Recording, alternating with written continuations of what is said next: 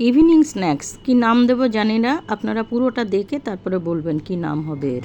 একটা বাউলে নিয়ে নিলাম 2 চামচ বেসন, 3 চামচ চালের গুঁড়ি, নুন, হলুদ, শুকনো লঙ্কার গুঁড়ো, জল দিয়ে একটা থকথকে ব্যাটার বানিয়ে নেবো। খুব একটা ঘন করব না। এটা বাড়িতে গেস্ট আসলেও চটপট করে দেওয়া যায়, কিংবা সন্ধেবেলা একটু পরিবার মিলে আড্ডা মারতে বসলাম, বিশেষ করে সানডেতে 10 মিনিট ঢেকে রেখে দিলাম।